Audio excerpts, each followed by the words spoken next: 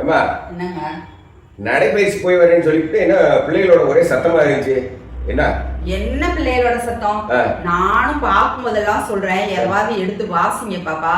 சும்மானாலும் ஒரு பேப்பர் இருந்தா கூட எழுத்துக்குட்டி வாசிங்கன்றேன்.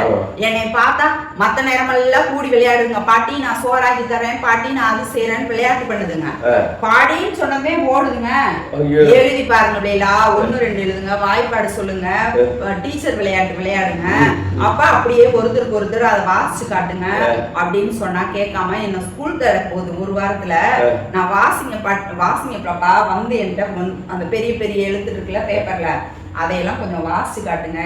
அதுல ஒரே ஒரு பாப்பா மட்டும் பயப்படாம, அது ஒழுங்கா உச்சரிக்க தெரியல, இருந்தாலும் சங்கடப்படாம திருப்பி சொல்லி கொடுத்தா கேக்குது. மிச்ச பிள்ளைங்க எல்லாம் வாசினதுமே ஓடி போய் எனக்கு வேலை இருக்குது பாட்டின்னு போடுங்க. அதான் நான் கோவப்பட்டேன். அதாவது இருக்கிற கிளாஸை விட அடுத்த வகுப்புக்கு போக போறாங்க. அப்ப படிச்சதை ஞாபகப்படுத்தணும், புதுசா போய் இன்னும் நிறைய படிக்கணும் போது அதை நினைவூட்டணும்ல. இந்த ஸ்கூல் தொடங்க ஒரு வாரம் தான், நல்ல வேலை இன்னும் 4 நாள் தள்ளி போயிருக்கு. அம்மா அப்பாவும் அதாவது போனவே பாக்குறாங்க. ஏன்னா அம்மா அப்பா தான் முதல் ரோல் மாடல், என்னதான் டீச்சர் சொல்லி கொடுத்தாலும்.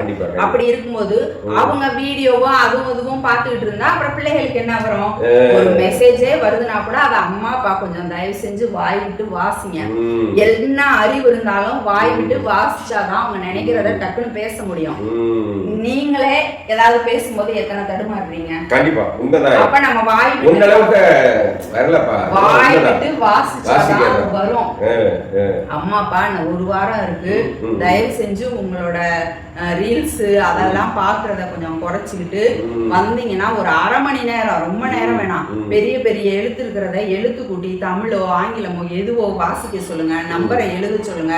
பள்ளிக்கூடம் போன அன்னைக்கே வாத்தியார் ஒரு கேள்வி கேட்கிறாருன்னா பதில் சொன்னா பிள்ளைகளுக்கு அது வந்து புதிய நலம், அதாவது ஃபர்ஸ்ட் இம்ப்ரெஷன் பெஸ்ட் இம்ப்ரெஷன் சொல்லுவாங்க இல்லையா, முதல் இதே வந்து அது மாதிரி உங்க பிள்ளை அதுக்கு தயாரா போச்சுன்னா அந்த பிள்ளைக்கு ஸ்கூலுக்கு போற ஆர்வமே அதிகமா இருக்கும்.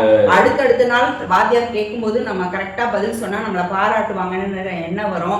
அதனால பள்ளி தொடங்க போகுது, அது குழந்தைங்களோட சேர்ந்து பெத்தவங்களும் கொஞ்சம் முன் தயாரிப்போட இருங்க. கண்டிப்பா. குறிப்பாக அந்த ஸ்காண்டினேவியன் நாடுகள் சொல்லக்கூடிய அந்த நாடுகள்ல அந்த குழந்தைகளுக்கு பள்ளி மாணவர்களுக்கு அரசே ஏற்பாடு செய்யுது. என்னன்னு கேட்டீங்கன்னா அறிவியல் மனப்பான்மை, அந்த மனிதநேயம் இருக்கு இல்லையா, அந்த செயல்பாடுகளுக்கு தகுந்த மாதிரி தான் சுற்றுலா இதெல்லாம் அரசு ஏற்பாடு பண்ணுது. ஏன் எதுக்கு கேள்வி கேட்க சூழல்லாம் ஏற்படுத்துது. இந்த விடுமுறை நாள்ல அரசாங்கமே கல்வி சுற்றுலா அந்த மாதிரி பார்க்கலாம். நன்றி. உழைக்கும் மக்கள் அது தோண்டி துருவி என்னன்னு தெரிஞ்சுக்கிறோம். நன்றி, வணக்கம்.